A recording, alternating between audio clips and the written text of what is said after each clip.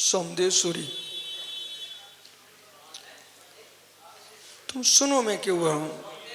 सोमदेवसूरी जैसे नीति व्याकरण की गहराइयों में जा रहे हैं, ऐसे भावसिंह त्रिविद्याचार्य प्रमा प्रमेय की गहराई में ले जा रहे हैं। ऐसा ज्ञान नहीं है कर रहे हैं, जगत को दे रहा है कि तुम भूल गए हो, ऐसा बोलिए। जैसा सोमदेवसूरी ने नीति व्याकरण में गहराई में व्याख्या की है, ऐसे आचार्य भावसिंह त्रिविद्याचार्य ने, कितनी प्रकांड विद्वान आचार्य हैं, कितनी गहरी व्याख्या कर रहे हैं। अनुमानाभास असिद्ध भेदः तत्र असिद्ध भेदः, उसमें असिद्ध के जो भेद हैं, पच्ची विद्यमानो हेतु स्वरूपा सिद्धा, ये पहला हेतु स्वरूप असिद्ध। ध्यान दो, इनको सुबह के सागर को एक समाज का मुखिया बनाना चाहते हैं, पर वो जीव के अंदर कोई ऐसा भाव ही नहीं जग रहा है।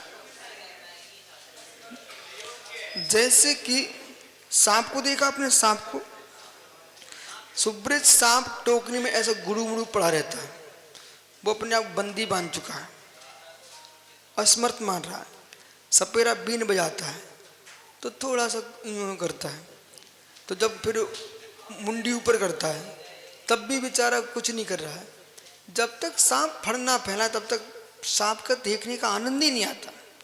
फिर वो क्या करता है, ऐसे उंगली उसके मुंह में ऐसे लगा देता है, ऐसे कर देता है, और जैसे ही उसने मुंह में मारी है उंगली ऐसे, फिर ऐसे फन पड़ाता।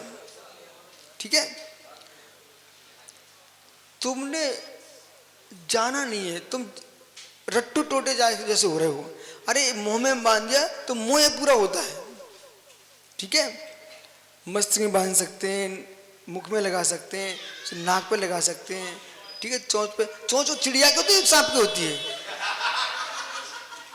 समझ में आ गई तुम्हें, तुम्हारी पंडिताई तुम्हें सबको समझ में आ रही है। चिड़िया की चोंच होती है, सांप की चोंच बना रहे भैया। आइए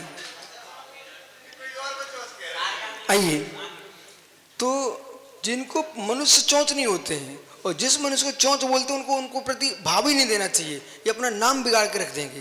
बाकी तुम सब समझदार लोग हो। तो जैसे सांप है, उस सांप को ऐसे संकेत कर दो तो फण फैला देता है। ऐसे जिनकी उत्साह शक्ति मर चुकी है, वे टोकनी के सांप बन चुके हैं। तो ऐसा मैं कह रहा हूं भाई, हे मुनिगणों, तुम टोकनी के सांप मत बनो। हम तुमको यूं कर रही हो, संकेत कर रहे हैं, तुम ऐसे फण फैला के बैठो। अब बेसुबह सागर, दो चार बच्चे, अरे क्या है, इन हटाओ इन सबको, अपनी योग्यता को हासिल करो। प्रमा प्रमेय पढ़िए, ये स्वरूपा सिद्ध। इसलिए तुम क्या सुनो इतनी देर से, मैं ये सिद्ध कर, स्वरूपा सिद्ध। इनका दिगंबर मुक्त धर्म है, निर्दोष रत्नात्रय में लीन होना धर्म है। और ये कोई जीव मुनि मुद्रा को प्राप्त करके और आरंभ से आरंभ के काम कर रहा हो और फिर वो कहे ये मुनि का स्वरूप है, ये स्वरूपा सिद्ध है। समझ गए, ये क्या हुआ, स्वरूपा असिद्ध है। तत्र पच्चय विद्यमान हेतु। अब जो सुपर उपकारी होते हैं, आपको उपकार के भेद लगाना चाहिए। बहुत बढ़िया ने प्रश्न किया, अब किया तो सुन लेना चाहिए। हर वस्तु सुपरकारी होती है। ये तो नेताजी खड़े हुए हैं, सुपरकारी हैं, इनकी पत्नी भोजन बनाती है, ये कमा के उनको धन लेके जाते हैं, सुपरकारी है। ये मात अपनी सासू की बिटिया के सुपरकारी हैं, वो उनको सुख देती है, ये उनको सुख देते हैं। ऐसे जगत की सारी नारियों सुख देने पहुंच जाए, विचारी हो जाएंगे। ऐसे ही मुनिराज का सुपरकार क्या है, जैसे हम धर्म में लीन हैं, ऐसे श्रावक भी धर्म में लीन रहे, ऐसा उपकार की व्याख्या करना चाहिए। हम बहुत सारे मात प्रवचन के करता हैं, प्रवचन जिसका हम कर रहे हैं उस क्रिया के कर्ता नहीं बनना चाहिए। जैसे कि प्रवचन साजी में कहा है कि मुनिराज सविकल्प अवस्था में श्रावकों को व्रत उपवास शील पूजा आदि का उपदेश दे सकते हैं, लेकिन उनके साथ बैठ के पूजा नहीं कर सकते हैं। तुम बैठ के पूजा करने पहुंच गए, ये उपकार नहीं है। अपना अनुपकार करके दूसरे का उपकार करना ये प्रज्ञा की कुशलता नहीं है। इसलिए एक ज्ञानी जी को हमने समझाया, वो कमरा बंद करके एक स्त्री को उपदेश दे रहा था। मैंने कहा तुम क्या कर रहे हो? बोले ये उसका कल्याण कर रहा हूं। मैं, तुम कल्याण नहीं कर रहे हो, अपना अकल्याण कर रहे हो। क्या बोला हमने? स्पष्ट। हमने कही ऐसी विशुद्धि किस काम की? एक की शुद्धि के चक्कर में अपनी अशुद्धि फैलवा रहे हो। अपन डट के बोलने वाले आदमी है, तुम्हें लगता कि नहीं बोल सकते? बोल सकते हैं, ठीक है। तो ऐसे ही जो कार्य श्रावक को उचित है वो श्रावक से ही कराइए। मालूम, कोई जीव परेशान है, परेशान है, परेशान है, तो उसकी परेशानी का निराकरण मैं जानता हूं, तब भी मैं नहीं करूंगा। क्यों? हमारे पद के अनुकूल नहीं है, मैं इनसे करा दूंगा। जैसे कि रथ रथ रथ रथ निकलना था, बोधदास से उपद्रव मचाए थी, तो जिन शासन का रथ चलना था, तो मुनिराज ने क्या किया? विद्याधर से कह करके उनका काम करा दिया था। याद है आपको? भाई हमको प्रमा प्रेमी पढ़ना है।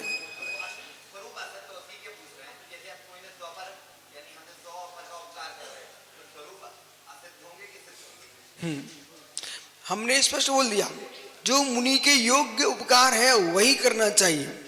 मुनि के योग्य उपकार नहीं है तो सुरपा सिद्धि में जाएंगे आप, सुरपा सिद्ध होगा। ये पेंसिल आप चलाओ चलाओ, ये पेंसिल लिखने के लिए, ये मनोज पत्रकार हमसे पेंसिल ले गया और ऐसे खुजरा कान को। उनके क्या आदमी यार, इसने उसका स्वरूप ही विकृत करके रख दिया। ये ज्ञान का उपकरण था, कारण कान पर प्रयास स्वरूप सिद्ध कर दिया। आइए, आगे नहीं बढ़ने दिया, चल रहा है चल रहा है। पच्च विद्म हेतु स्वरूप सिद्धम, जो पच्च हेतु पच्च में विद्यमान न हो स्वरूप, जैसे जैसे अनित्या शब्दा चाचुत्वा प्रदीपवत, शब्द अनित्य है क्योंकि चाक्षुष होने से दीपक के समान। ये तो क्या है?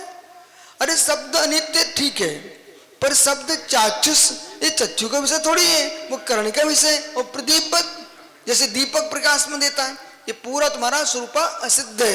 इसलिए आप सब सुनिए, ये ग्रंथ क्यों पढ़ा रहा हूं?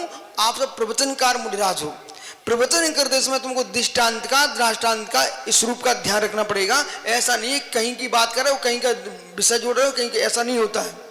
आपकी बात जमना चाहिए, नहीं तो समय बर्बादी है। बोलो, स्वरूपा सिद्ध, स्वरूप से अलग चले जाओ। अब यहाँ चेहरा खुश करने की जरूरत है, अब तुम आंखें ऐसे कर रहे हो, ये क्यों ऐसा कर रहे हो? खुश होके बैठो। बोले कितनी अच्छी बात चल रही है, रत्नात्रयी मोक्ष का कारण है, और मात्र राकेश पंडित सब में दर्शन कोई मोक्ष का कारण मन है, स्वरूपा सिद्ध। पूरी पंक्ति पंक्ति याद करके आना है।